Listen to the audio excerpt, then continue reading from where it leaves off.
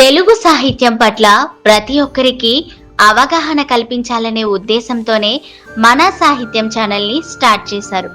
మీరు కూడా మీ సొంత కథలని యూట్యూబ్కి పరిచయం చేసుకోవాలి అనుకుంటే 9573456006కి SMS చేయండి. అలా మీ కథలను మన సాహిత్యం ఛానల్లో ఎప్పుడైనా చూడొచ్చు, వినొచ్చు. మీ ఫ్రెండ్స్కి కూడా షేర్ చేసుకోవచ్చు. మరెందుకు ఆలస్యం, వెంటనే మన సాహిత్యం ఛానల్ని సబ్స్క్రైబ్ చేసుకొని సపోర్ట్ చేయండి ప్లీజ్. ఈ రోజు మనం చెప్పుకోబోతున్న కథ ఉత్తమ యోగి. కథ రాసిన వారు ఆర్సి కృష్ణస్వామిరాజు, చదువుతున్న వారు బివి సుకన్య. బెంగుళూరు విమానాశ్రయం నుంచి విమానం బయలుదేరింది. ఆధ్యాత్మిక గురువు అందులో ప్రయాణిస్తూ ఉన్నాడు. ఆ ఆధ్యాత్మిక గురువును గుర్తించి పక్క సీటులోని వ్యాపారవేత్త ఇలా ప్రశ్నించాడు. నేను ఓ సమస్యతో సతమతమవుతున్నాను. నిద్ర రావడం లేదు, అన్నము సహించడం లేదు. దాని నుంచి బయటపడాలంటే ఏమి చేయాలి అని అడిగాడు. ఏదైనా మనకి మించింది కాదు కదా, ఆ సమస్యను పట్టించుకోవద్దు, తక్షణమే వదిలేయి అని బదులిచ్చాడు గురువు. అలా వదిలేస్తే ఎలా? జరగరానిది జరిగితే అని ఎదురు ప్రశ్న వేశాడు ఆ వ్యాపారి. నువ్వెన్ని ప్రయత్నాలు చేసినా జరిగేదే జరుగుతుంది. జరిగిన దాన్ని అంగీకరించక తప్పదు. నువ్వు ప్రయత్నించినా ప్రయత్నించకపోయినా ఏదో ఒకరోజు సమస్య ఏదోలా పరిష్కరించబడుతుంది.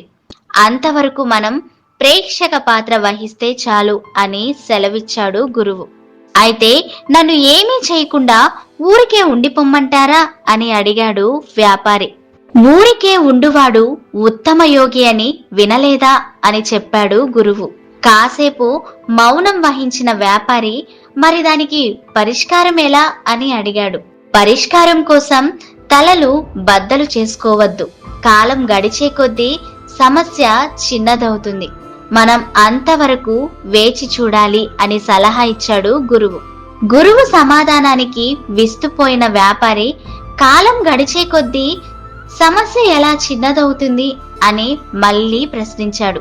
బెంగుళూరు మహానగరమని నమ్ముతావా అని అడిగాడు గురువు. అందులో అనుమానమేముంది? నేను చిన్నప్పటి నుంచి చూస్తున్నాను.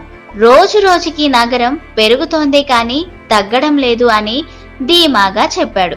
అయితే విమానం కిటికీలో నుంచి తొంగి చూడు, నగరం ఇప్పుడు ఎలా కనిపిస్తోందో అని చెప్పి బెంగుళూరును చూడమన్నాడు గురువు. ఎంతో ఎత్తు వెళ్లిన విమానం నుంచి చూసేసరికి బెంగుళూరు చిన్న ఊరులాగా కనిపించింది వ్యాపారికి. ఆశ్చర్యపోవడం అతడి వంతైంది. కొద్దిసేపటికి తేరుకొని నిజమే, అప్పటికప్పుడే సమస్యని చూస్తే అది ఏనుగులాగా అనిపిస్తుంది, వేచి చూస్తే అదే సమస్య చీమంతా అవుతుందని తెలుసుకుంటాడు వ్యాపారి. సో ఫ్రెండ్స్, విన్నారు కదా, నమస్తే తెలంగాణ దినపత్రికలో వచ్చిన ఉత్తమ యోగి కథ మీకు నచ్చిందనే అనుకుంటున్నా. మరొకసారి మర్చిపోయి ఉంటే మన సాహిత్యం ఛానల్ని సబ్స్క్రైబ్ చేసుకొని లైక్ చేసి షేర్ చేసి కమెంట్ చేయండి ప్లీజ్.